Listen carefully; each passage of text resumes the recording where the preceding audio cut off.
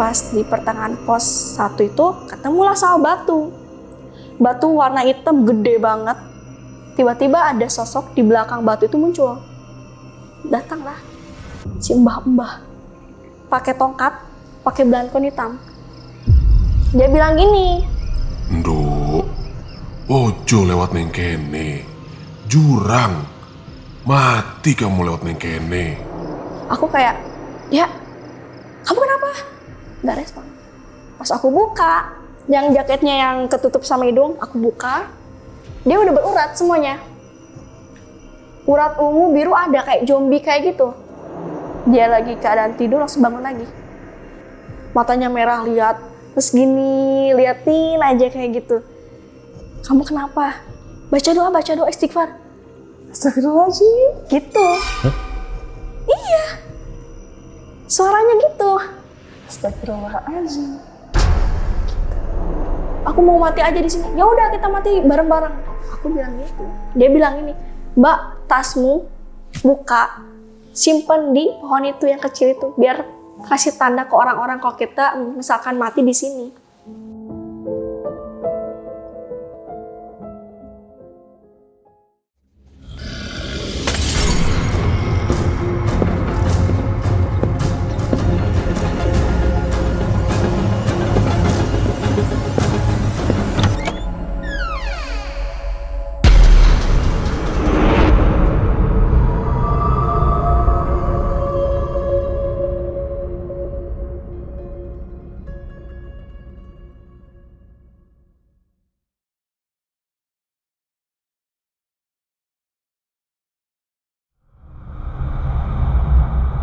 Mungkin kalau di kota, macet itu udah biasa ya, kendaraan berjam-jam, macet nggak jalan, udah biasa. Tapi kalau di gunung, kalau macet, gimana ceritanya? Nah kemarin itu kan sempat viral ya, di gunung rame banget, macet, mau jalan aja tuh sampai gantian. Ya udahlah, mau gimana lagi. Yang penting jangan rezekinya aja macet, kalau sampai macet, bahaya dompet bisa kosong. Nah ngomong-ngomong soal gunung, hari ini gue ada narasumber yang kemarin tuh sempat viral di TikTok. Kisah horor saat dia mendaki Gunung Lawu. Langsung aja kita sapa. Halo Kak Ajeng. Halo. Makasih udah datang ke Erjel dari Cianjur nih ya. Iya, Cianjur.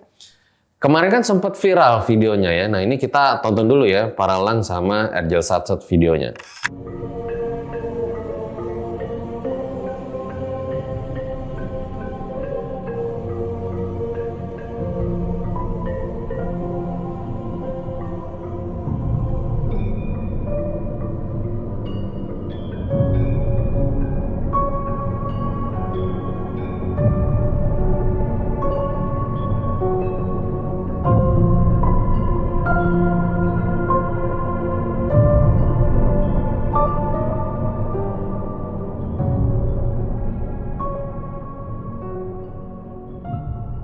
Jadi sebenarnya belum pernah mendaki gunung sama sekali. Belum pernah.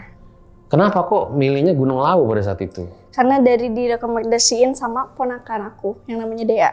Soalnya aku kan nggak tahu apa-apa tuh perihal gunung. Soalnya kan kayak, ya kaum rebahan lah gitu. Oke, kaum rebahan. Dan ini berarti pertama kali naik gunung. Betul. Jadi keponakannya itu sempat kesurupan. Nah, jadi ada satu adegan, dia nari-nari di gunung. Betul. Pas Itu mau ke base camp pulangnya, nari-nari dan kejar-kejaran. nari-nari kayak gimana? Nari-nari kayak dia tiba-tiba habis kejar-kejaran sama aku, dia nyodorin mukanya gini, terus sambil nari. Tiba-tiba langsung ada musik gamelan yang sangat ramai. Gini aja gitu. Padahal nggak ada yang main gamelannya. Nggak ada. Oke, dan si keponakannya ini guys, katanya itu sempat ngomong bahasa Jawa kuno. Betul. Padahal nggak bisa. Nggak bisa. Dan dirimu sendiri sebelumnya memang si keponakan ini nggak pernah ngalamin kejadian horor ya, pas di sini aja ya? Betul. Pas di gunung aja. Oke. Kalau Ajeng sendiri ngelihat ada mbah-mbah katanya? Iya betul, mbah-mbah. Dua mbah-mbah. Dua. Dan sempat ngomong katanya ke kamu? Betul. Ngomong apa tuh? Pas pertama di pos perjalanan, mau ke pos 1, ada batu gede, ada mbah-mbah langsung muncul. Dia nyaranin buat lewat ke kiri. Yang harusnya ke kanan, malah ke kiri. gitu. Dia bilang gini, Duk, ojo lewat neng kene. Iku jurang, mati kamu kalau lewat neng kene. Tapi pas dilihat lagi ternyata nggak ada itu mamanya. gak ada, langsung hilang. Lah, oke. Baik, ditahan dulu ya ceritanya Ajeng ya. Jadi Ajeng ini ternyata juga merupakan keturunan dari keluarga kejawen ya. Betul. Yang kebetulan kok bisa pas banget mendakinya Gunung Lawu. Nah, buat kalian yang mau ngirim cerita, langsung aja kirim ke sini. Siapa tahu bisa diundang podcast RJL. Dan buat kalian para Clipper, nanti di setiap akhir bulan akan kita umumkan top 5 pemenang Clipper yang sering ngeklip video RJL dengan top 5 views terbesar. Masing-masing akan mendapatkan hadiah Rp500.000. Langsung kita mulai, berikut adalah ceritanya.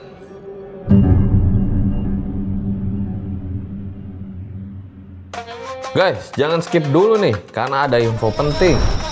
Gue mau umumin top 5 pemenang RJL Squad Komunitas yang udah ramen di TikTok dengan posting klip-klip video konten RJL 5. Dan tentunya akan mendapat hadiah Rp500.000 per orang. Siapa aja pemenangnya? Nih, kalian lihat aja sendiri.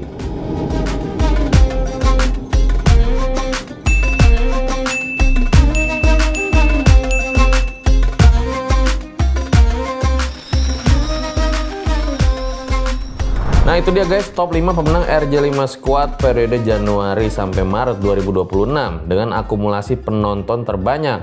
Buat yang belum menang jangan khawatir, periode berikutnya akan diumumkan Juni 2026. Dan pastiin kalian posting klip-klip konten YouTube RJ5 yang terbaru ya guys, jadi jangan yang lama-lama.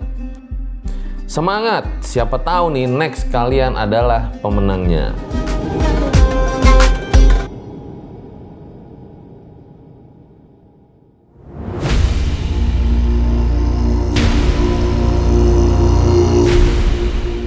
Ya seperti biasa guys, kalau di RJL nggak ada narasumber, gue suruh tambah-tambahin ceritanya. Ya Ajeng mulai diceritain awal mula kisahnya kayak gimana Jeng?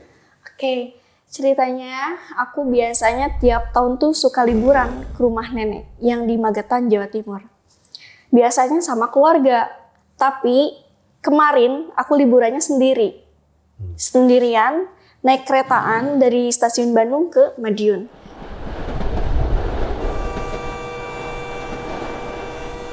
Singkat cerita, pas sampai di rumah nenek, biasa kayak makan bareng sama keluarga yang di Jawa Timur itu, makan bareng. Nah, keesokan harinya ke mall biasa sama Dea, keponakan aku, ke mall, ke kafe. Besoknya lagi dia datang, si Dea tuh ke saya kayak ngomong gini, "Mbak, kita ke gunung yuk." "Gunung mana?" "Gunung Lawu, Mbak. Bagus itu." "Ah enggak, kalau merebahan kayak gini FOMO kamu." Aku bilang gitu, FOMO kamu. "Enggak Mbak, bagus itu beneran. Terus dari view si sunrise, si sunset juga bagus. Lautan, awan, pokoknya gak bakalan gagal kalau Mbak kesana." "Enggak deh, pokoknya gak mau Mbak." Aku sempat nolak ajakan si Dea untuk naik Gunung Lawu itu. "Mbak, sekali-kali kita naik gunung. Paling bagus tuh Gunung Lawu Mbak. Tapi kita kan nggak ada persiapan apapun, fisik juga kurang, persiapan juga nggak tahu harus gimana. Tinggal scroll aja Mbak, banyak kok di sosial media. Alat pendakian tuh apa aja." Gitu. Ya udah, aku mengiyakan ajakan si Dea. Habis itu kayak bergegas kayak mencari di sosial media, di TikTok, sewa alat pendakian di Magetan tuh di mana. Ketemulah. Pas siang-siang, langsung OTW buat sewa alat rental si gunung itu. Buru-buru. Nah, habis itu, "Mbak, ayo Mbak, kita ke sana sewa alat." Oke. Berdua lah ke sana. Udah beres, udah dapet kayak trekking pole, hidropack, terus ya semacamnya kayak sepatu gunung lah.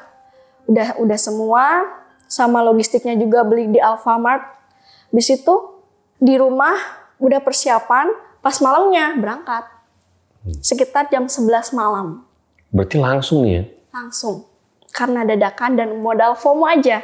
Mantap, oke. Gitu. Tektokan, jam 11 malam kita berangkat dari rumah nenek, dari Magetan itu ke Cemoro Sewu yang di Sarangan Tawangmangu itu. Sekitar kurang lebih 1,5 jam nyampe.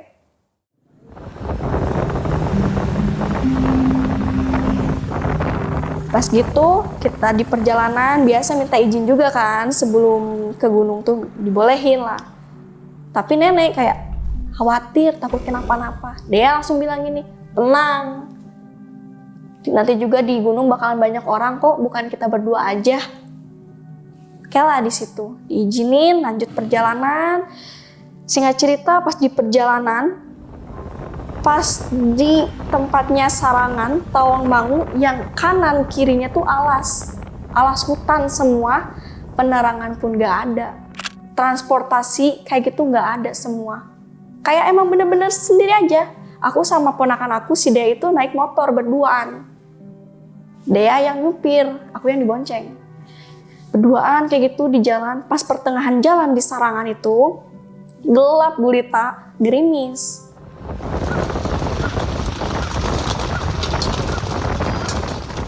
Gerimis, aku bilang ke dia, ya bawa jas hujan enggak? Enggak mbak, enggak bawa jas hujan. Otomatis kan hujan-hujanan, gerimis, walaupun gerimis kan suka basah ya ke jaket gitu. Walaupun jaketnya tebal. Kayak, ya kayak ada yang liatin nih di jalan. Oh perasaan kamu aja mbak, aku enggak kok. Udahlah jangan mikir yang enggak-enggak. Lanjutlah di situ kayak bener-bener di jalan tuh emang ada yang liatin gitu di hutan alas itu. Lanjut. Dia putar balik aja yuk. Mumpung belum sampai kita putar balik. Apa sih mbak? Putar balik apa? 10 menit, 15 menit kita nyampe kok. Ke base camp Cemorosewu. Tenang aja kenapa? Udahlah, ikutin kemauan dia. Diem aja. Sesampainya di pos base camp Cemorosewu sekitar jam setengah 1-an. Setengah 1 malam, dini hari. Biasa istirahat dulu. Habis itu aku emang kayak mau makan ke warung, kayak makan mie lah, enak gitu. Makan mie, aku pesan sendiri, aku nawarin ke dia mau mie nggak? Enggak ah, masih kenyang, ditambah takut BAB di atas. Enak loh ini seger, biar ini aja gitu, kuat aja. Enggak mbak aja yang sendiri mau makan, udah lah. Aku makan sendiri, kan nggak enak, aku tawarin lagi lah, disodorin mie-nya ke dia. Dia gak usah, dia bilang gitu, tapi si perkataannya tuh kayak tegas kayak cowok. Gak usah. Kayak, kok gini? Kamu kenapa? Gak apa-apa. Pokoknya jangan tawarin aku makan. Dia nolak makan intinya. Singkat cerita langsung ke si base camp lagi. Nunggu jam 1, karena jam 1 itu registrasi pembukaannya TikTok Gunung Lawu. Nunggulah sampai jam 1 di situ, sampai berdatangan orang-orang yang mau ke gunung TikTok. Biasanya kan kalau TikTok itu dini hari, sekitar jam 1 malam. Habis itu, singkat cerita, nunggu, adalah dari pihak BC. Kumpul. Udah kumpul semua, dikasih arahan sama pihak BC. Ini saya kasih arahan buat naik Gunung Lawu tuh seperti apa. Yang pertama, gak boleh naik ketika lagi haid. Yang kedua, kalau misalkan kalian punya penyakit kayak asma, serangan jantung, gak usah naik. Gitu. Sebelum naik tuh, sempat foto dulu di gerbang Cemorosewu. Dia, sebelum rame tuh, sebelum orang-orang lagi registrasi kayak gitu nulis, kita foto dulu yuk. Ayo mbak. Aku dulu nanti gantian. Oke, akulah foto di situ, difotoin sama dia. Dia juga sama difotoin sama aku. Udah beres foto-foto, singkat cerita mau naik lah dari base camp ke pos 1. Di situ kan banyak rombongan. Aku bilang ke rombongan yang lain tuh gini, "Mbak, rombongan ya?" "Iya, Mbak. Mbak sama siapa aja?" "Aku cuma berdua nih sama keponakan." "Kok berdua, Mbak? Ini kita rombongan loh semuanya ini." "Boleh nggak mbak, saya ikutan rombongan kalian biar rame-rame?" "Boleh aja sih mbak, cuman kalau misalkan mbaknya gampang istirahat, gampang berhenti lah, ya kita tinggalin, mau gak mau." "Gimana tuh mbak?" "Tinggalin." "Iya, gimana tuh?" "Oh, ya udahlah nggak apa-apa, yang penting dari base camp ke pos 1 kita barengan aja." Singkat cerita, barengan lah di situ sama rombongan yang lain dari BC ke pos 1. Terus di jalan tidak ada apa-apa, pas pertengahan jalan di pos 1 itu, si Dea bilang, "Mbak, pegel deh. Kaki aku pegel." ya udah deh kita putar balik mumpung belum pos 1 nih. Balik aja yuk. Langsung, tanggung mbak, kita mau puncak tuh Gunung Lawu bagus tuh mbak, mumpung mbaknya lagi di Jawa Timur nih. Makanya aku ajak ke gunung gitu. Udahlah lanjutlah di situ. Masih di perjalanan mau ke pos 1 langsung badai, gerimis sama angin, bener-bener anginnya tuh gimana ya? Kenceng banget.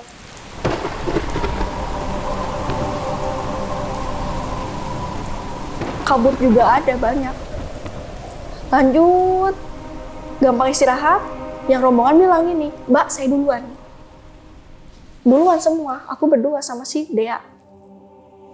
Masih perjalanan, udah gak ada orang, di belakang gak ada, di depan gak ada gitu kan. Soalnya kan tinggalin juga kan, udah duluan. Berdua sama Dea. Pas di pertengahan pos 1 itu, ketemulah sama batu. Batu warna hitam gede banget. Yang arahnya si jalur pendakian tuh ke kanan. Ada juga ke kiri. Tapi kalau misalnya ke kanan itu bawahnya jurang. Kalau ke kiri ya seselempit kayak gitu. Mau jalan ke kanan, tiba-tiba ada sosok di belakang batu itu muncul. Datanglah si mbah-mbah yang berjubah, pangsi hitam, nyeker, pakai tongkat, pakai belangkon hitam. Dia bilang gini, Nduk, ojo lewat neng kene. Jurang. Mati kamu lewat neng kene. yang lihat mbah-mbah itu aku. Dia nggak lihat. Aku langsung kayak nggak jadi ke arah kanan. Dia bilang gini, ayo mbak. Dia gak usah lewat kanan, kiri aja. Kiri sempit mbak, sempit banget. Itu jurang loh ya kalau ke kanan. Ya udah deh gimana mbak aja. Lanjutlah ke kiri. Sampai baju sama celana kotor. Sempit itu ke kiri. Lanjut perjalanan.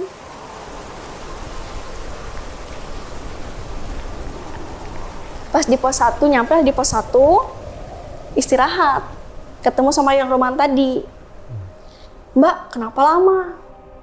Kata si rombongan. Iya nih, tadi gampang istirahat juga. Ya udah mbak, saya duluan lagi ya. Ke pos selanjutnya, kata si rombongan. Aku kan sama dia baru nyampe pos 1 tuh. Ya udah mbak, gak apa-apa. Otomatis sendirian lagi di pos 1, berdua lah. Udah di pos 1 istirahat, dia bilang gini, mbak istirahat dulu ya, setengah jam pakai alarm aja. Nyalain alarm sama headlampnya nyalain aja 1. Soalnya bawa headlamp 3. Takutnya mati lah baterainya atau gimana. Udah gitu, setengah jam nungguin pakai alarm. Ditambah ada bisik-bisik yang dari bawah tuh mau naik ke atas. Naik ke gunung lagi gitu. Aku bangunin dia bangun. Yang di bawah kayaknya mau naik tuh ke atas. Ayo kita bangun, kita naik yuk. Dia langsung gini, tunduk kepalanya langsung, merem, langsung buka mata dia. Buka mata, terus dia gini. Aku pengen sendiri aja ke atas. Gak usah ditemenin. Mbak pulang aja. Matanya merah. Merah gimana gitu, merah banget. Yang ini putih, tapi merah, ganti merah. Pulang aja mbak, aku bisa kok sendiri. Kok gitu sih? Aneh kamu. Langsung diam lagi, tunduk lagi. Langsung putih lagi si matanya, biasa, normal. Udah gitu, ayo lanjut. Ayo mbak. Sadar lagi dia. Sadar gak sadar pokoknya. Pas sadar, langsung bergegas pakai trekking pole. Lanjut dari perjalanan pos 1 mau ke pos 2 nih. Biasa. Pokoknya di jalan tuh kena badai. Angin pokoknya. Sampai kedinginan juga. Hujan nih? Hujan gerimis. Hujan gerimis di situ. Mau ke pos 2, gak ada apa-apa, cuman emang kayak diem-dieman aja aku sama dia tuh. Gak ada obrolan lagi, gak ada. Pas sampai pos 2 nih, ketemu sama rombongan yang awal tadi, yang di base camp. Banyak kan, udah di pos 2, udah pada tidur, istirahat di pos 2.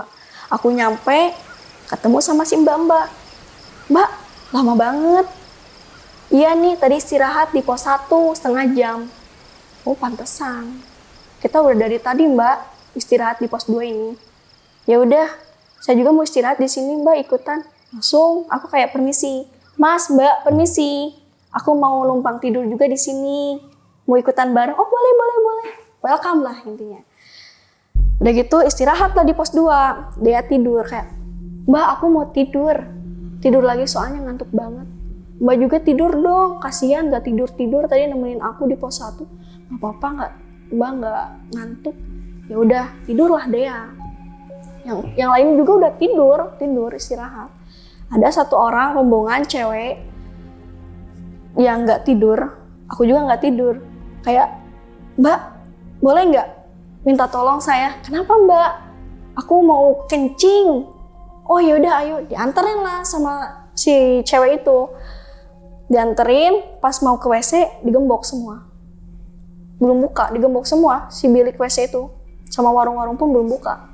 Oh tutup ya warungnya? Iya, sekitar jam 4:30. Otomatis aku berpikir ya udah di belakang pos 2 aja. Kencing lah, udah beres gitu. Singkat cerita pas di pos 2, pas di depan pos 2 tuh langsung view lautan, awannya Gunung Lawu. Sunrise-nya bener-bener bagus banget. Yang orange, yang pokoknya ya indah. Kayak bener nih perkataan dia waktu di rumah, katanya di Gunung Lawu tuh view sunrise-nya bagus. Lautan awan tuh bener-bener ada nih ini. Aku berpikirnya kayak, wah ekspektasi aku nih bener kata dia gini-gini bagus gitu. Ya udah aku kayak inisiatif ke si Mbak yang nganterin, minta tolong buat videoin aku dan foto-foto di view itu si lautan awan. Mbak tolong fotoin aku dan videoin aku di sini. Oke boleh Mbak, tapi nanti gantian ya. Iya siap. Udahlah foto-foto video, langsung balik lagi ke pos 2 yang dia tiduran itu sama yang lain. Pas balik, pas lihat si dia udah menggigil.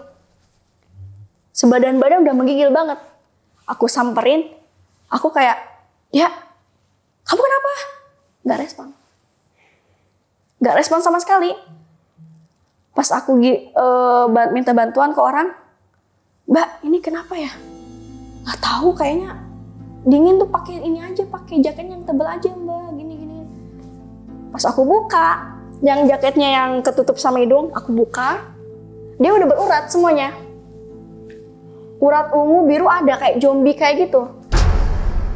Dia kan pakai kerudung, aku buka dikit, sama leher pun berurat semua, bibir pun udah ungu, bergetar ungu.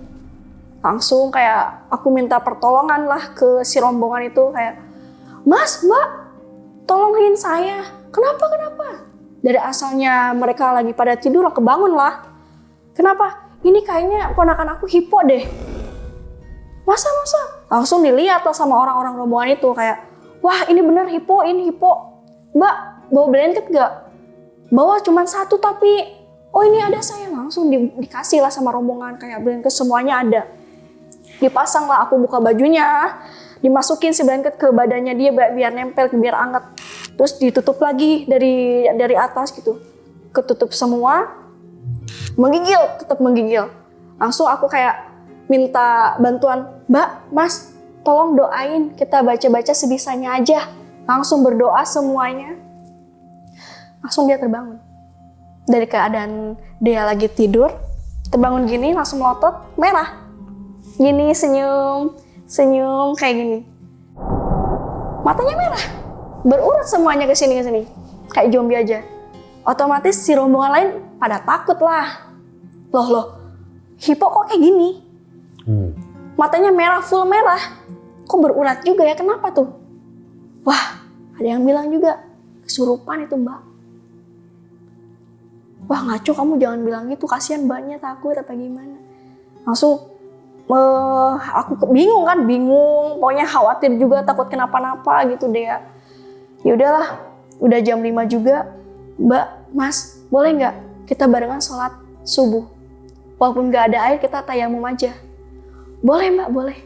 Yang cowok pada sholat di depannya pos 2, soalnya ada batu yang agak datar. Cowok-cowok sholat di situ, yang cewek sebagian di dalam pos 2 itu. Dia kayak gini. Udah gitu, pas mau sholat langsung dia tertidur lagi. Tertidur lagi. Udah sholat semuanya. Udah gitu, si cowok datang, yang rombongan cowok, cewek, Mbak, aduh udah jam segini nih. Aku juga mau sampai puncak sampai pas waktunya, takutnya kesorean kalau pulangnya. Gimana ya? Ini keponakan aku gimana? Gimana ya? Soalnya aku nggak bisa bantu lagi. Ditambah takut, ditambah dikejar waktu buat pulangnya. Ya udahlah Mbak, nggak apa-apa.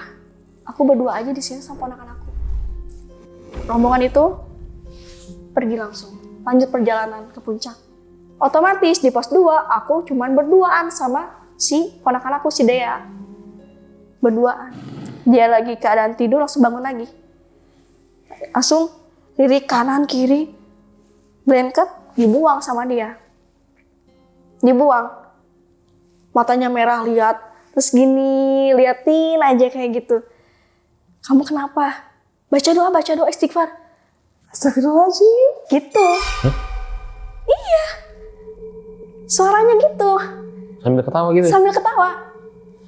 Di situ mulai kayak, nggak bener ini, nggak bener. Yang bener coba, ulang lagi. Astagfirullahaladzim. Aku langsung bilang ke dia gini. Kayak astagfirullah, kayak sebisa-bisa saya buat baca doa gitu. Dia bilang gini. Kamu takut ya? Dia bilang gitu. Kamu takut ya sama aku? Enggak takut. Aku nggak nampilin bahwa aku tuh takut. Aku nggak takut. Kalau takut ya pulang aja sana. Aku mau ke rumah aku. Rumah kamu kan di sana, di Magetan. Nggak ada di gunung, nggak ada rumah. Ada tuh di pos 5. Dia bilang gitu? Dia bilang gitu. Di pos 5 katanya ada rumah. Udah ngaco. Kita pulang. Mumpung di pos 2 kita pulang. Aku bilang gitu. Ya udah, pulang aja sendirian. Aku mau naik aja sendirian. Kamu pulang. Kalau takut, ya udah pulang aja ke rumah, nggak usah ke gunung. Kata dia. Ya udahlah. Kayak dia langsung ambil trekking pole, bergegas banget, berdiri. Ayo ikut aku. Kata dia. Aku kayak, aduh takut ini gimana?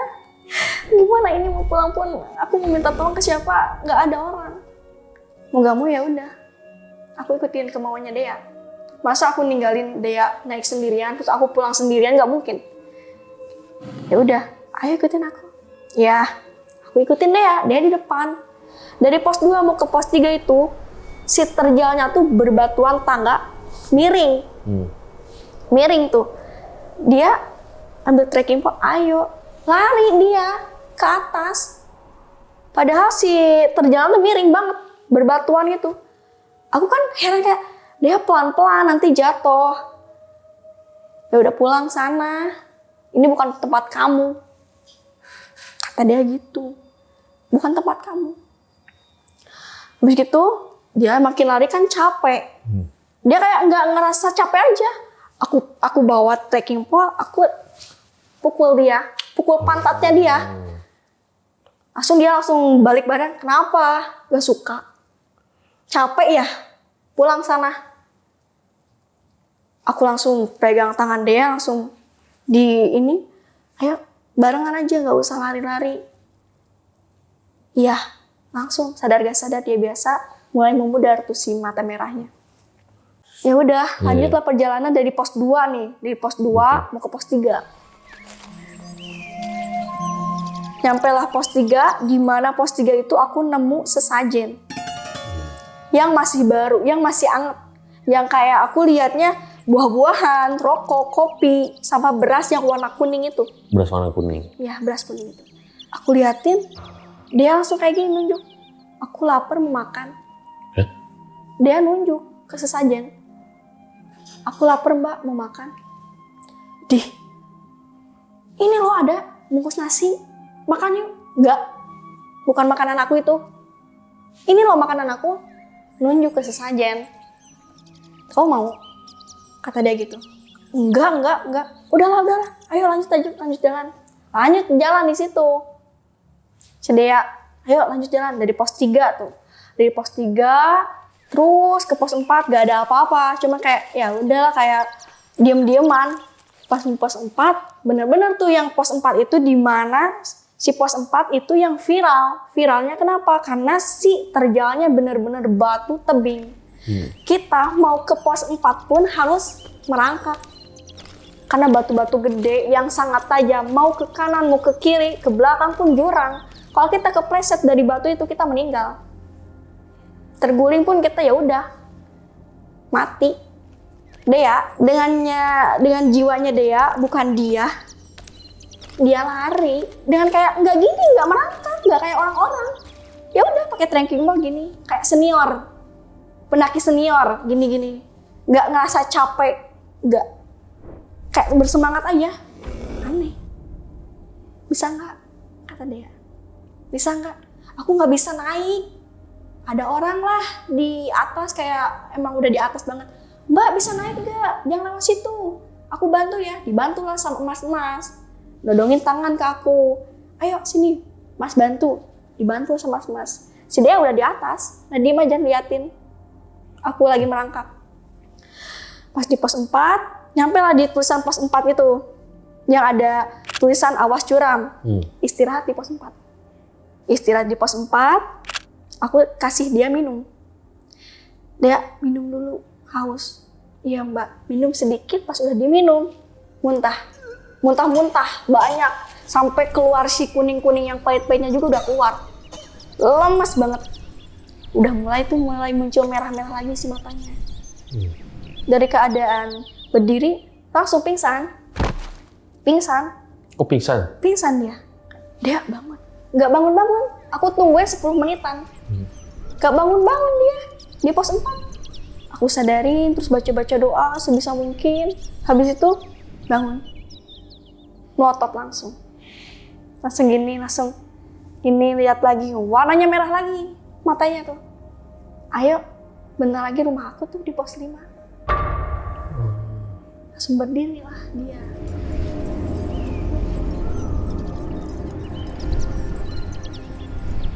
Mulai ke pos 5, biasa. Pokoknya dia cepet banget. Sampai aku ngos-ngosan lah, capek. Udah gitu, ketemulah sama si warung di pos 5. Sama ada bilik WC 3 itu. Udah nyampe, si warung itu di pos 5, aku saranin ke dia. Dea, kita istirahat dulu di warung. Walaupun kosong juga enak tuh buat tidur, istirahat. Dia bilang, gak usah. Lanjut aja. Udah gitu, ya udah lanjut. Gak istirahat di warung itu, lanjut. Nah ketemulah sama si jalan yang viral di Gunung Lawu yang benar-benar lurus, batu-batunya aja, yang atasnya tuh langsung puncak. Di situ dia udah seneng, kayak kesenengan dia tuh kayak, ih rumah aku, mbak rumah aku di bawah, bagus banget. Dia bilang gitu, mana rumah kamu mana? Ayo ikut aku, kata dia tuh, ikut aku ayo. Ikutin aku ngikut si dia di depan. Ada pohon ya kayak rimbun gitu kecil. Istirahat di situ kayak capek banget. Mbak capek ya, istirahat dulu. Ya udah, istirahat. Dia kesenangan banget kayak gini gitu. Menikmati suasana lautan awan entah apa gitu, langsung menuju ke bawah. Rumah aku. Pas aku lihat jurang. Yang dia tuju itu jurang, bukan rumah. Gak ada rumah di situ, gak ada. Jurang aja, kanan kiri jurang. Ngaco kamu deh. Siapa yang ngaco? Ya udah kamu aja yang ke puncak duluan. Ya bareng lah. Masa aku sendirian? Di situ sekitar jam 11-an lah di pos 5 itu. Ayo. Gak mau. Aku di rumah aja. Aku tinggal ke situ tuh. Ke situ kemana? Ngaco kamu, jurang, mati kamu nanti. Oh enggak, di sini kok rumah aku. Aku langsung tarik dia. Dia langsung selonjoran, gak mau bener-bener gak mau naik. Terus ayo aku seret ya kamu. Ya udah seret aja kalau kamu bisa. Aku seret tangan dia, berat dong, makin berat, ngos-ngosan, capek ya, berat banget. Bukan dia tuh emang kan kecil badannya, jadi ya udah pikirannya gampang aja buat narik. Ini malah makin berat sampai ngos-ngosan nggak ketarik. Nah itu lanjutlah berdiri dia Udah berdiri, ya udah ayo aku anterin kamu ke puncak. Terus dia lanjut ke puncak. Pas di perjalanan mau ke puncak, ada 2 jalan lagi. Ke kanan sama yang di kiri. Aku lihat, kalau ke kiri itu, terjalnya tuh kayak emang pasir, tanah pasir, kerikil. Di sampingnya tuh emang ada pohon-pohon edelweiss, bunga edelweiss. Banyak banget, indah banget. Kalau ke kanan, ya kayak biasanya aja jalur pendakian gimana gitu. Pas aku lihat ke atas, mau ke puncak itu di sebelah kanan ada kayak saung pendopo kerajaan, kayak kerajaan gitu, bagus banget, kayak keraton Jawa, bagus. Aku nanya ke dia, kamu lihat nggak di atas itu ada apa? Bagus loh itu, kita buat istirahat di situ bagus loh, adem kayaknya. Ngaco, halusinasi, kasih kata si Dea.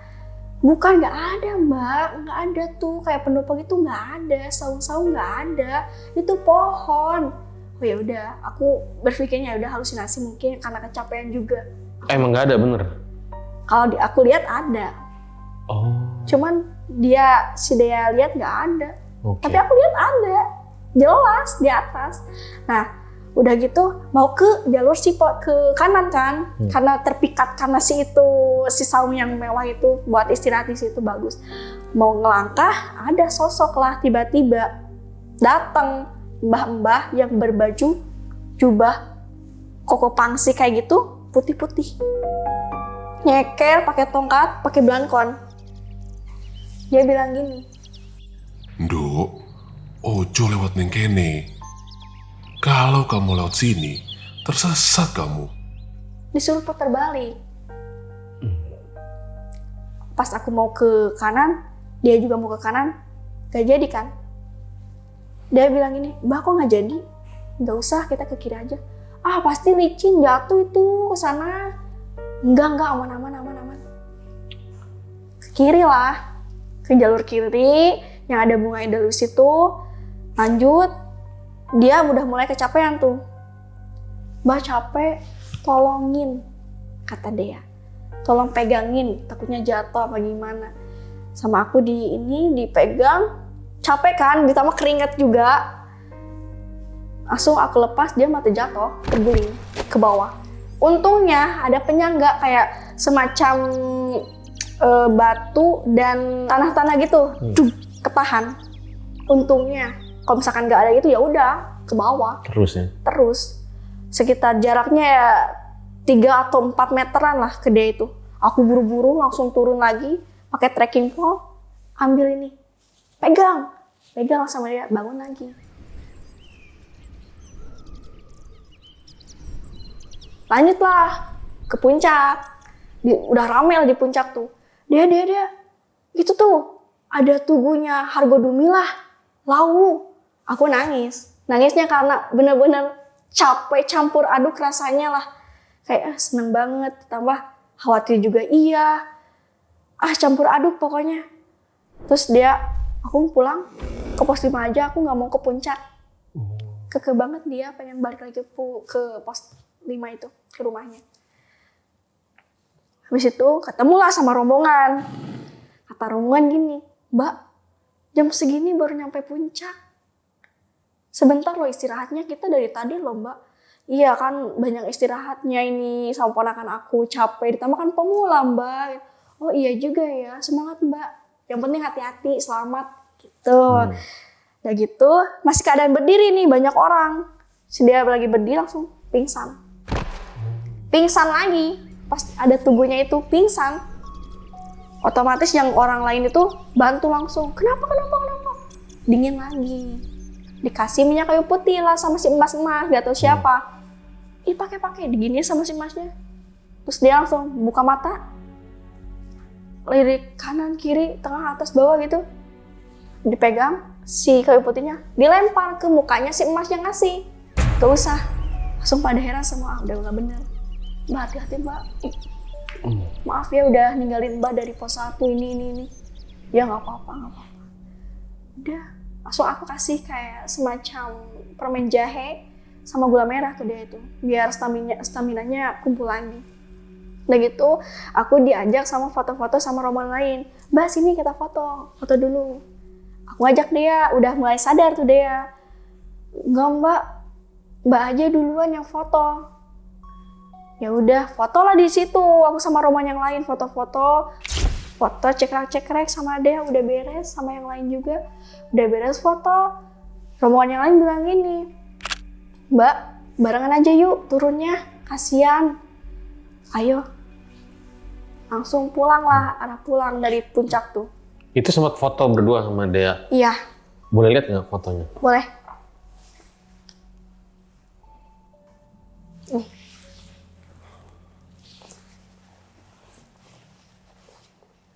Oh, ini si Dea ya? Katanya beda fotonya di sini. Beda banget. Di situ kelihatan tua. Oh, ini kelihatan tua dia. Iya. Ya?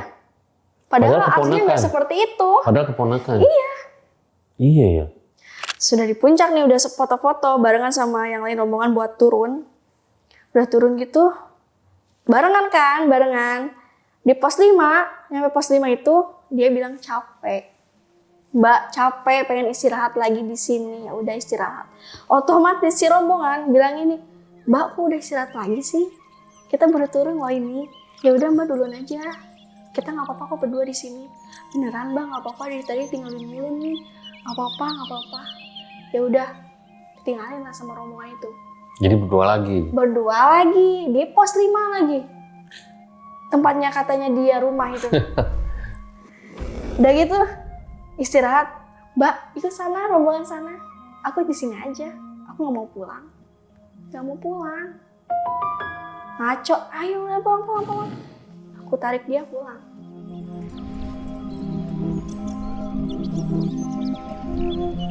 Pas nyampe si pos 5 yang ada warungnya itu, ada WC. Aku kebelet. Aku mau kencing. Ya udah, tapi aku dulu Mbak. Aku mau kencing tapi ini juga kayak mules banget perut. Kenapa? Mah atau lambung atau apa? Hehe. Aku awalnya emang gak bilang ke Mbak, aku lagi haid Mbak. Aku lagi haid pas kita mau pergi ke gunung tuh, mau berangkat ke gunung tuh, aku udah pakai softtek 2 biar nggak tembus. Aku lagi haid pertama, mules Mbak. Kenapa nggak bilang? Di awal tuh si pihak BC kan emang jangan naik ketika lagi haid. Ya mau gimana lagi Mbak? Ya udahlah, maafin aku. Udah gitu istirahat di warung si Mas itu buat beli minuman, mari Mas. Beli minuman 2, pas udah beres, nyampe kan, biasa kayak orang biasanya minum, tapi dia nggak kayak biasanya. Ambil, seleguk langsung habis. Kamu haus? Haus lah, orang dari awal nggak minum-minum saya. Dia bilang gitu. Ya udah, kayak nggak, ya udahlah biarin. Udah gitu udah beres, dari pos 5, jalan biasa ke pos 4, gak ada apapun, ya biasa aja gitu, menikmati suasana gunung gimana, bagus. Sejuk lah intinya, kayak ekspektasi banget lah. Udah bisa ke gunung ini, bagus. Dari pos 4 ke pos 3 ketemulah sama porter. Porter gunung. Aku di depan, porter kan di bawah tuh, masih di bawah. Terus yang turun dari gunung pun baru ada kayak 3 orang cowok itu. Ada porter, langsung dia gini. Ngalangin jalan deh ya. Ngalangin si porter buat naik ke atas. Otomatis si porter marah. Kenapa kamu? Gak usah ke atas. Ngapain ke atas? Aneh. Si porter kayak, gak sopan kamu. Orang mana kamu? Orang Magetan. Kenapa kamu susul? Kata dia gitu. Aku kan merasa kayak gak enak juga. Aduh, ini gimana lagi? Mas, maaf ya. Keponakan aku kayak gini sifatnya. Mbak, kalau misalkan mau ke gunung lagi sama ini orang, kasih tahu dulu attitude-nya gimana, sopan santunnya gimana, kalau misalkan di gunung tuh gimananya. Ya Mas, maaf. Iya. Dia langsung gini lagi, ngalangin jalan lagi, mau naik gitu, dialangin lagi sama dia. Bener-bener ini setan ini, kata si porter. Ada 3 porter di situ. Cuman yang berani 1 orang yang ngomong. Ini setan, ini hati-hati mbak, setan ini. Pada kaget lah yang di belakang yang cowok 3 itu. Iya nih mbaknya kenapa sih? Kata si cowok.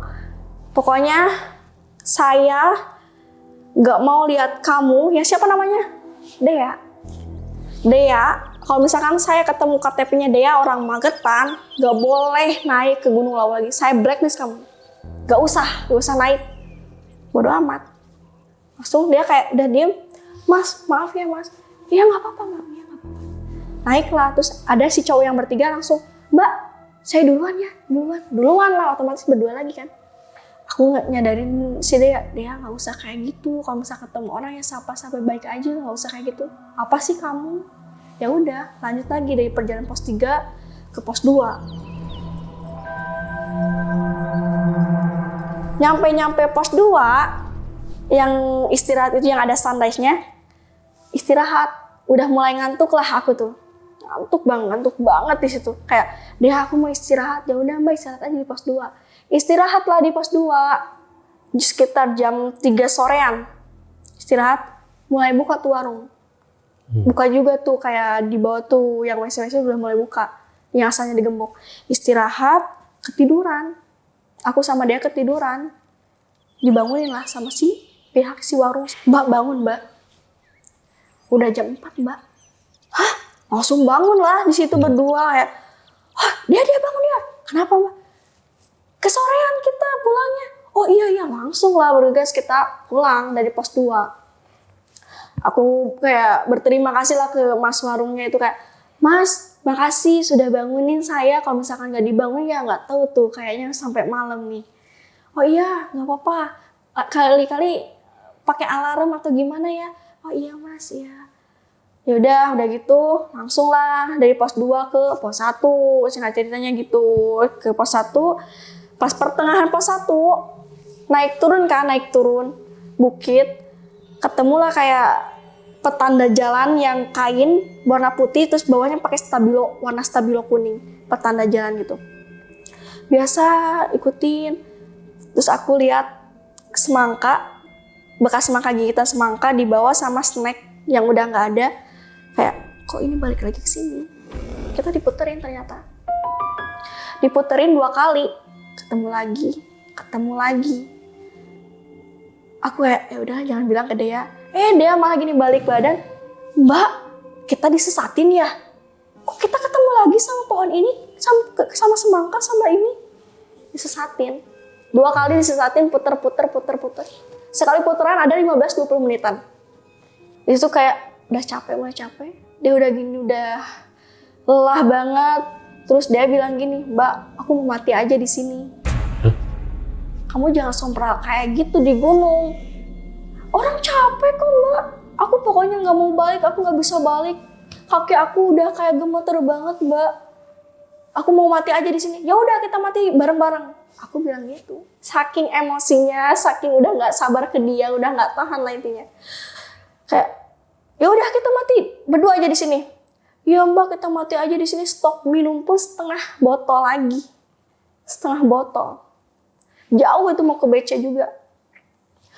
Udah gitu, aku pakai tas hidropack yang berwarna merah cabe, yang benar-benar terang. Dia bilang ini, Mbak, tasmu buka, simpen di pohon itu yang kecil itu, biar kasih tanda ke orang-orang kalau kita misalkan mati di sini. Petunjuk ke orang-orang. Ya udah aku simpen taruh hidropack aku yang warna merah di pohon itu. Kayak, udah istirahat. Dia istirahat dulu, tenangin dulu pikiran. Ya mbak, sekitar 10-15 menit istirahat, selonjoran gitu. Ada suara. Tok, tok, tok. Tongkat, suara tongkat itu. Lah ini siapa? Kata. Kayaknya mbak-mbak deh ini. Beneran mbak-mbak datang dari bawah ke atas, nyamperin ada. Yang berjubah warna putih itu, langsung putih. Tok, tok. Nyapo kowe nduk? Tersesat yo. Meneng sik. Kowe meneng. Istirahat, ojo mikir aneh-aneh. Berpikir positif. hal-hal baik pokoknya. Nanti ada yang datang. Siapa Mbak? Kiai. Kiai. Iya, Kiai burung jarak laut. Namanya itu ya, Kiai burung jarak laut. Oke, percaya, disitu percaya nggak percaya. Tiba-tiba si mbahnya ada di depan, udah hilang lep, udah nggak ada. Nggak ada. Ini mbah yang sama nih? Mbah yang baju putih itu. Oke. Tiba-tiba datanglah si burung, matuk ke paha. Tok, tok, tok, 3 kali. Lah, ada burung. Dia ada burung tuh. Oh Mbak, aku tahu kalau misalkan ada burung di Gunung Lawu berarti itu petanda baik Mbak. Apaan? Itu buat nuntun kita, buat selamat ke awal, ke base camp. Pokoknya kita ikutin aja si burung itu Mbak. Beneran nih? Iya beneran. Udah gitu kan si burung udah matuk 3 kali langsung maju. Balik lagi si burung tuh kayak ayo lah intinya gitu. Ayo bangun. Bangun lah di situ. Burung duluan, aku di depan, dia di belakang. Dituntun kayak gitu. Pokoknya Mbak kita ikutin aja. Di pertengahan mau ke pos 1, kita ikutin si burung itu baca doa walaupun ngeluh udah sakit banget kaki. Udah lecet. Sampailah ke pos 1. Alhamdulillah sampai, nggak disesatin lagi.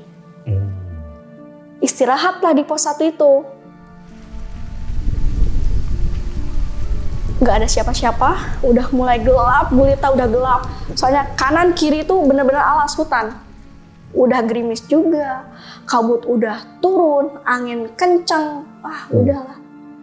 Pas di pos 1 aku nemu apa? Nemu banner. Banner yang bertuliskan gini, kalau capek naik ojek gunung saja dan hubungi ke nomor yang di bawah. Oke lah, dia kita telepon aja nih. Mbak, baterai aku 8%. Lah, Mbak juga sama 15% ya, kita coba aja. Kita telepon lah, tapi nggak bisa dihubungi. Pas dilihat ke belakang pos 1, ada motor, tapi nggak ada orangnya. Mas, Mbak atau siapa kayak aku mau naik ojek, mau berapapun itu aku bayar. Nggak ada yang nyawa. Udah mulai gelap gulita, dia gini, Mbak, daripada kita nunggu ojek, nggak ada. Ya udah kita lanjut perjalanan aja daripada diem aja di sini. Ya udahlah, lanjut perjalanan dari pos 1 mau ke BC. Dari pos 1 biasa jalan, pas pertengahan jalan mau ke BC, dia langsung apa? Balik badan, dia kayak gini, liatin aku melotot, senyum lebar kayak gitu. Kenapa dia? Dia lari ke arah base camp. Lari. Pas dilihat ada punden di depannya dia. Punden Jawa, kayak semacam makam. Punden kayak gitu. Udah gitu, jarak aku sama dia sekitar 5 meteran. Dia kayak nunjuk kayak gini, ke punden tuh kayak gini, senyum. Ngomong bahasa Jawa yang Sanskerta, aku gak ngerti apa itu artinya. Gak ngerti. Ngomong nadanya gimana? Nada kayak, ya udah kayak dia bersuara cewek, cuman bahasanya aku nggak ngerti, Jawa kuno kayak gitu. Ke kuburan itu, punden itu? Iya, aku liatin, aku samperin lah Dea. Dea, kamu ngobrol sama siapa? Dia kan nggak asal gini, balik badan ke aku, depan sama Dea, gini senyum, geleng-geleng kepala, liatin, nyodorin mukanya ke aku, sampai mau kena juga, gini senyum. Otomatis aku takut. Keadaan udah gelap gulita banget.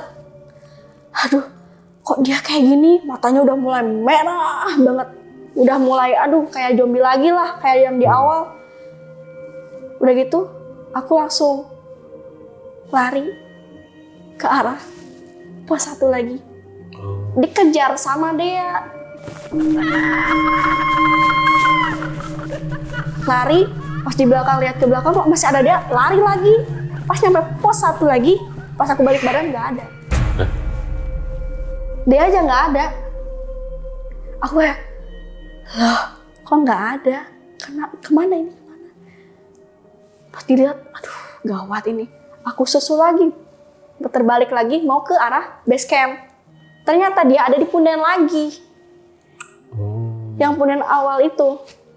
Lumayan loh, itu di tengah perjalananmu ke base camp, ke pos 1 setengah jam lumayan. Lari. Itu nggak ada petunjuknya ya? Maksudnya itu nama siapa gitu? Ada sebagian. Kayaknya kayak ya leluhur mungkin atau yang di sana kiai-kiai kayaknya. Soalnya ada namanya tapi aku lupa namanya siapa. Terus pas balik lagi ada di situ dia di pundaknya tuh kayak ketawa kayak gitu. Wah, ini udah kacau ini, perasaan udah pengen nangis, pokoknya campur aduk rasanya, perih banget. Aku nyamperin lah dia lagi ke si punden yang dia tunjuk-tunjuk gitu, ngobrol lagi. Samperin, bismillah dulu, takutnya dikejar lagi nih. Pas nyampe, dia langsung balik badan, gini lagi, langsung kayak narik kayak gitu. Langsung ada suara gamelan, otomatis takut lagi, aku balik lagi ke pos 1. Ada suara gamelan? Ya, Suaranya kayak gimana, masih ingat? gamelan bener-bener kayak rame, semacam kayak ritual kayak gitu. Bener-bener bising banget si gamelan, terus dia nari-nari kayak gitu, lihat kanan celengak kayak gitu. Otomatis aku takut, dia ngejar lagi, aku balik lagi ke pos 1. Ngos-ngosannya, pokoknya keringet udah keluar semua. Balik lagi ke pos 1, aku lihat masih ngejar kan, pas nyampe pos 1-nya yang ojek gunung itu, pas balik badan ada dong, kirain aku nggak ada. Siapa ada? Si Dea itu, kan awalnya kan pas dilihat nggak ada tuh, pas dilihat lagi, pas kedua kali bolak-balik kejar-kejaran itu ada, langsung gini, nari lah di situ muterin aku langsung kayak gini di bawah gitu. Udah bismillah, nggak kuat, mbah, pokoknya aku pulang, aku mau pulang dan nggak mau lagi naik Gunung Lawu ini. Pokoknya dia nari, muterin badan aku. Oh, dia nari-nari, muterin badan. Iya, gini aja gini. Sama suara gamelan itu ada? Betul. Habis itu berhentilah si suara gamelan itu. Dia langsung diam, balik badan, lari ke base camp. Lari lagi. Cideanya nih? Iya, ke tempat si punden itu. Baliklah, aku kayak capek banget, kayak ya udahlah, gimana lagi. Mau setengah perjalanan juga, mau bentar lagi mau ke base camp gitu. Ya udahlah. Pas aku lihat jarak 3 meteran, dia di punden. Kayak dia tuh kayak gini, senyum mesem dengan keadaan lebar banget. Kayak gini. Gitu. Habis itu aku mau nyamperin dia, tapi berpikir aku kayak takut dikejar lagi dengan posisi ini mau maghrib. Jam 6. Padahal di depan tuh udah kelihatan, gerbang Cemoro Sewu udah kelihatan. Udah gitu, aku dari belakang langsung peluk Dea. Dea jangan kayak gini, kita pulang ayo, nggak mau. Pulang aja sendiri. Tetap gak mau dia. Aku kayak baca doa. Aku langsung bilang ini, mbah yang tadi suka bantu aku, tolong hadir lagi, bantu aku sama keponakan aku ini. Tiba-tiba ia datang, muncul dari belakang. Langsung, Ndok, tenang sih. Langsung, mundur. Kata si mbak itu. Mundur kowe, mundur. Aku yang tangani ini. Langsung ini, si mbak ke si Dea ke belakang. Kayak baca-baca Sanskerta, nggak tahu apa artinya. Kuno lah ini, Jawa kuno, bahasa-bahasa gitu, nggak tahu artinya apa. Langsung dia kayak gini, ke atas dengan keadaan merah kayak gitu. Aku kaget. Si mbak-mbaknya langsung ke aku nyamperin. Tenang, rapopondo, kue selamat yo. Langsung hilang. Seketika hilang aja si mbak-mbaknya itu. Aku samperin si Dea, langsung gemeter, kayak ngap-ngap gitu, kayak gitu, kayak dia sadar, ada lah di situ. Azan maghrib. Pas azan maghrib langsung tek, gini, lihat kanan kiri ke atas bawah, langsung turun. Wah, ngap banget. Ya udah ayo di depan, ayo cepat pulang. Ada apa sih mbak? Ya udah nanti aku ceritain di rumah, jangan di sini. Kata aku gitu. Iya mbak, iya. Langsung lah jalan. Keluarlah di gerbangnya Cemoro Sewu. Pas keadaan maghrib jam 6 lebih. Habis itu pihak BC nyamperin. Mbak, kamu tektok kan? Iya, kenapa jam segini baru nyampe? Harusnya jam 5 tuh udah ada di sini. Kenapa ini udah jam 6 lebih loh mbak? Oh iya, soalnya ada kendala ditambah apa sih banyak istirahatnya. Oh alah, yang penting selamat ya mbak. Ya udah nih, biasa kayak KTP-nya dikasih lagi. Habis itu istirahat sebentar, Dea ngajak ayo pulang mbak. Bentar aku mau sholat maghrib dulu. Jangan mbak. Kenapa jangan? Kamu kotor bajunya, ininya kotor mbak, nanti aja di rumah. Kata dia gitu. Ya udahlah, ayo aku boncengin kamu ya. Gak usah mbak, aku sendiri aja. Kamu yang di belakang kayak kemarin aku boncengin itu loh. Diboncengin lah sama dia. Diberhentiin langsung sama pihak BC kayak, mbak wudhu dulu atau basuh dulu mukanya pakai air yang di sini. Kenapa? Pokoknya basuh dulu, jangan nanya kenapa. Dea, gak usah, biarin aja, aku udah kedinginan mbak, kita pulang. Pulanglah.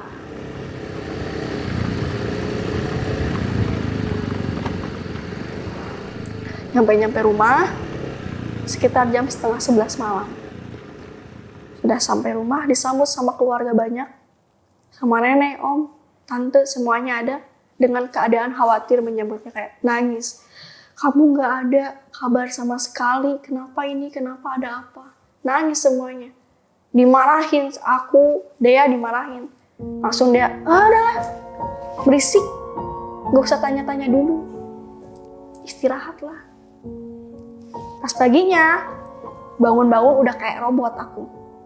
Kayak semacam orang biasanya kalau misalkan naik gunung kayak, aduh, jalan juga kayak, aduh, gimana sakit banget. Iya. Pas dia bangun, seger. Gak kayak naik gunung. Enggak. Fit banget. Biasa aja makan. Mbak, makan, Mbak. Hah? Kamu gak sakit deh, gak pegel? Ah, biasa aja. Biasa aja bilangnya gitu. Pas paginya aku nyari tukang pijet daerah deket rumah nenek itu. Pas dipijet, ditanya lah sama si nenek-nenek. Habis dari mana ini kok biru-biru kakinya mbak? Terus dilecet juga di kakinya mbak, kenapa? Habis naik gunung.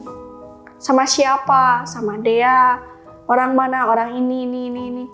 Terus kenapa keponakannya nggak ikut diurut juga? Nggak tahu, nggak mau dia. Oh. Terus ditanya, terus langsung pulang lah. Pulang lagi.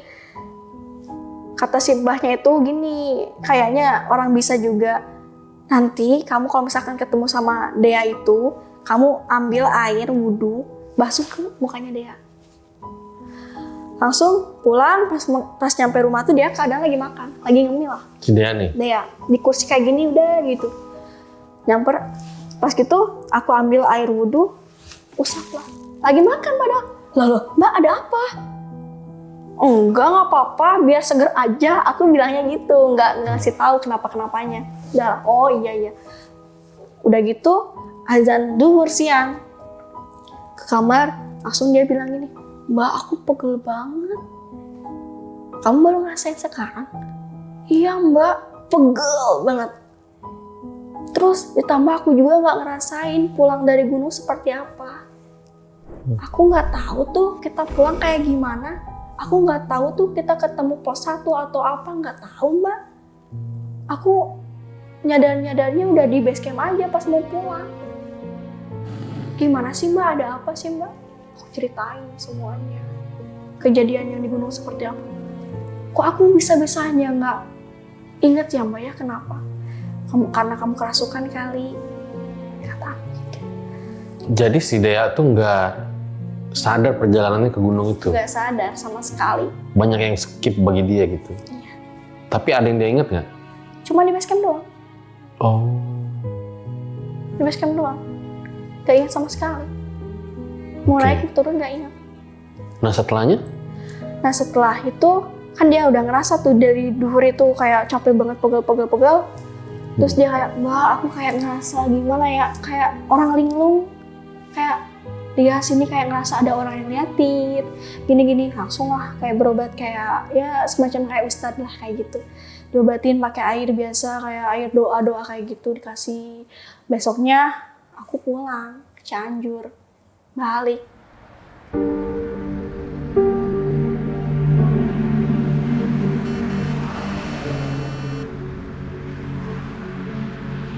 Aku balik ke rumah biasa ceritain ke orang tua ya, responnya ya bener-bener gak enak juga gitu, emang bener kebolehin naik gunung lagi. Kalau misalkan mau naik gunung lagi ya harus rombongan open trip aja, gak usah berdua-berdua kayak gitu. Ya tuh persiapannya lebih mateng lah ya. Iya. Habis itu pas aku pulang nyampe rumah ditelepon sama Dea, Mbak aku kayak orang linglung, ngelamun terus gini. Ya udah nanti Mbak pulang lagi nanti pas Lebaran. Siapa tuh nanti Mbak bisa bantu juga. Kita nyari orang pintar apa gimana? Iya Mbak. Udahlah. Pulang itu udah beres. Terus kemarin aku Lebaran kemarin pulang ke Jawa Timur. Pulang lagi ketemu sama Dea. Gimana tuh dia? Lebih ke perasa sekarang tuh. Ngerasa kayak ada yang ngeliatin, ada yang kayak berbisik atau apa. Gitu kayak ya udahlah kayak banyak lamunnya. Padahal sebelumnya nggak pernah kayak gitu. Nggak kayak gitu. Tapi yang kayak song-songnya udah enggak berarti ya? Enggak, udah enggak. Kayak jadi Pas di gunung itu aja ya? melamun aja kayak ya udah pendiam kayak gitu, lihat sini kayak perasa banget sekarang tuh. Diobatin, alhamdulillahnya sekarang kembali normal lagi dia tuh. Oh udah mulai kembali normal. Kembali normal. Dan udah itu aku didatengin lagi sama si sosok mbah-mbah yang berbaju putih itu. Dia bilang ini, ada yang tertinggal di pos 5. Katanya dia kan pas lagi kencing, katanya jatuh sih darahnya tuh. Yang darah kentalnya itu nggak kesiram. Gitu, makanya agak memberontak lah si penunggu Gunung Lawu itu. Ketambahnya. Iya. Tapi alhamdulillah sekarang aman aja. Sehat. Ya. Tapi ini di luar kita bicara konteks fenomena-fenomena horornya tadi ya. Memang pada saat itu dia hipo juga ya? Hipo. Hiponya parah ya? Parah. Parah banget. Sampai gak sadar. Sampai nggak sadar. Tapi setelah maksudnya dikasih yang hangat-hangat gitu, terus diobatin gitu. Langsung ya lebih ke langsung udah hipo, udah kena hipo, langsung kerasukan. Sadar. Ya sadar, tadi sadar. tiba-tiba jadi nggak jelas itu ya? Iya. Pokoknya dia naik dan turun gunung itu nggak sadar sama sekali. Tahu-taunya keadaan capek di base camp. Iya. Tapi Ajeng sama Dea memang sebelumnya juga mungkin belum pernah pelajarin tentang hipo itu ya? Belum juga. Belum. Jadi kaget juga pas Kaget ngalamin juga. di sana ya? Untungnya waktu itu ada rombongan lain juga yang membantu ya? Iya. Walaupun ditinggalin terus. Walaupun akhirnya ditinggalin ya? Oke. Tapi pada saat kehujanan itu pakai jas hujan atau enggak? Pakai sebentar. Memang bawa juga ya? Bawa. Oke. Jas hujan gunung. Ya, bawa. Dan mungkin dari kisah ini juga bisa jadi pelajaran ya bahwa lagi-lagi kalau misalnya ke gunung gitu ya, persiapannya harus lebih matang gitu dari fisik, terus juga dari knowledge-nya gitu. Balik lagi jangan sampai FOMO aja ya, karena ketika di atas gitu, ketika misalnya mengalami kejadian-kejadian yang mungkin kita nggak pernah pikirkan, kita mikirnya yang bagus-bagus doang pemandangannya gitu.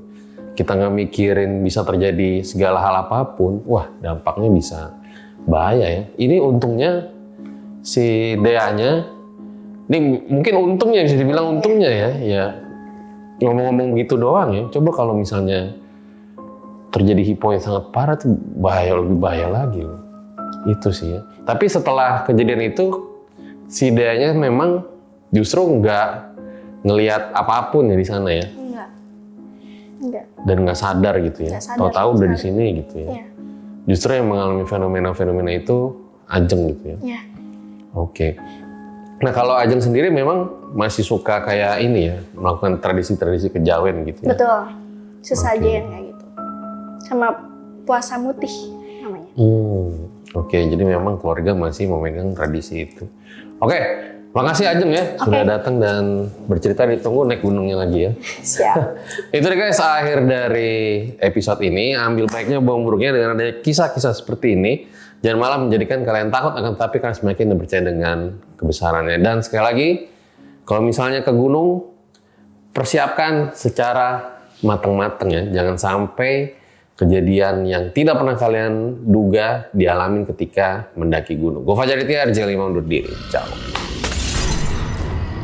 Assalamualaikum warahmatullahi wabarakatuh. Perkenalkan saya Dea, keponakannya dari Mbak Ajeng. Di sini kabar saya alhamdulillah baik-baik saja. Saya sudah tidak merasakan ngelamun ataupun hal-hal sebaliknya, dan di sini saya sudah bisa menjaga diri saya sendiri. Terima kasih. Assalamualaikum.